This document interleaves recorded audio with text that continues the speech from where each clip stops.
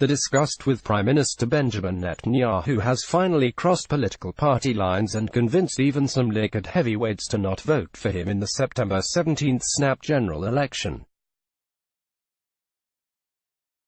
It seems Likud leadership is doing everything to ensure I will not vote for them, former minister and Likud member of the Knesset Benny Begin said earlier this week.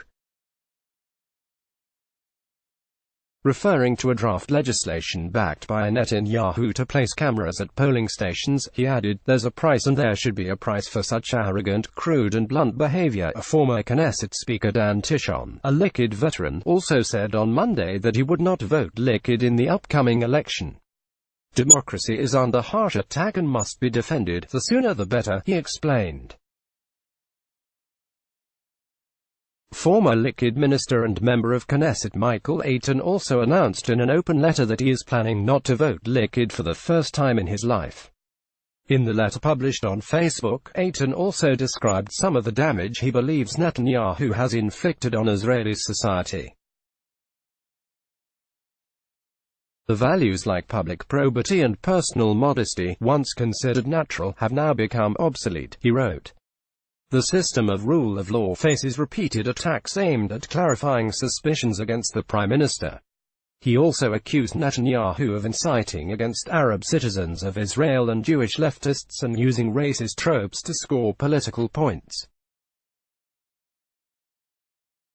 The election process, according to Netanyahu, is not a process to determine who will work for the good of the state, Eitan went on, but who will work to grant immunity to Netanyahu. Despite growing criticism and even condemnation of the Prime Minister, there is still a possibility he may survive yet another election.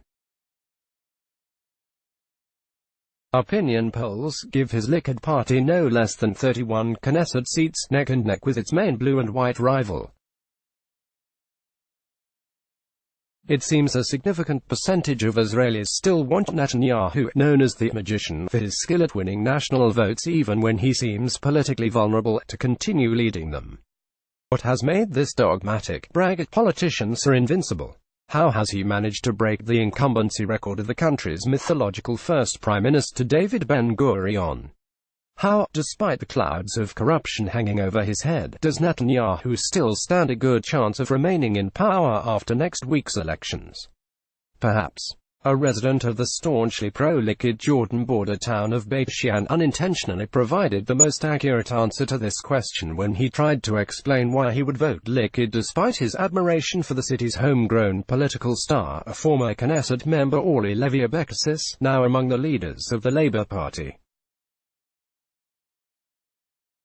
The man, interviewed on television, shrugged his shoulders and said without a hint of a smile, "I need a psychologist to rid myself of Bibi," using Netanyahu's ubiquitous nickname.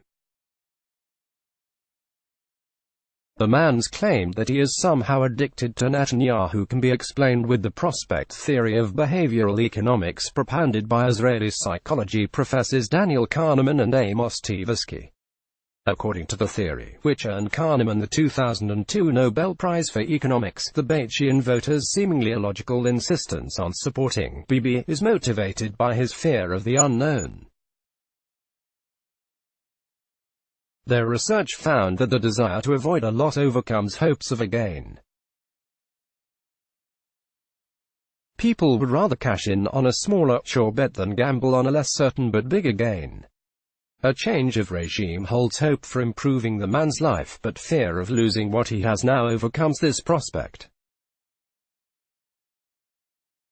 It is not by chance that Netanyahu is the politician that benefits the most from the public's fear of loss. Had there been a Nobel Prize for spreading fear, he would have been one of the leading contenders. Professor Shaul Kimhi of the Psychology Department at Telephone High College, formerly a special advisor to the research division of Israel's military intelligence on compiling psychological profiles of leaders, has been following Netanyahu for years, documenting his moves and remarks.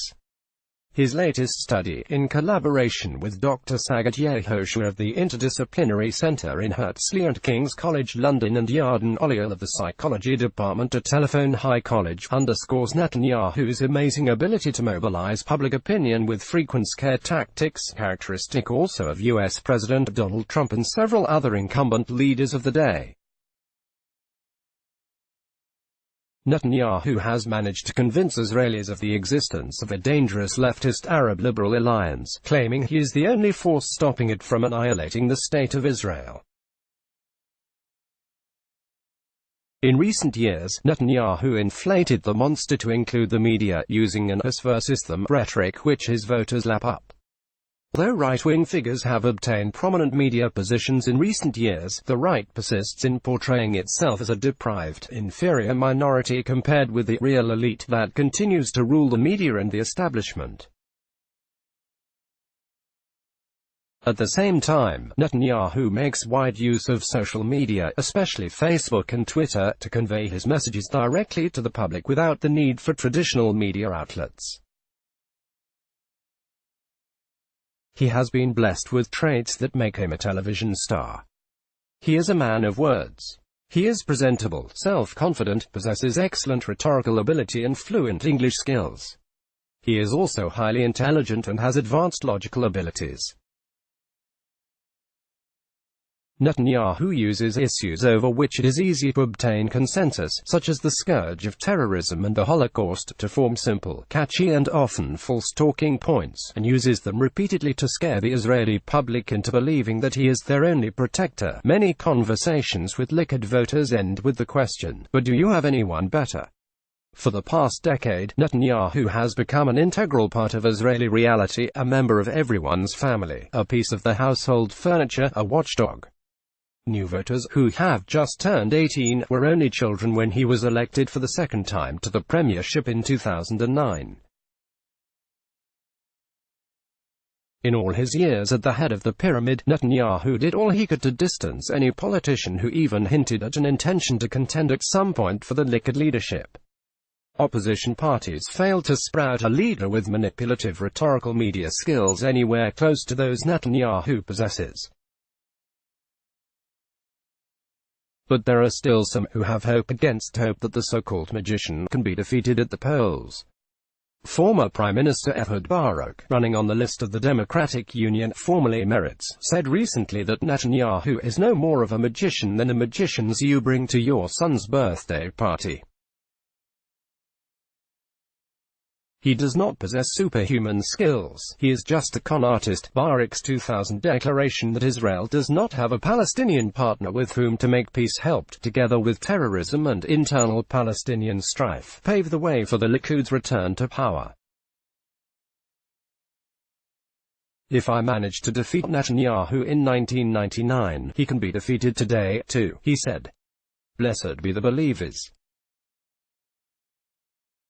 The views expressed in this article are the author's own and do not necessarily reflect Al Jazeera's editorial stance. Let's block ads. Why?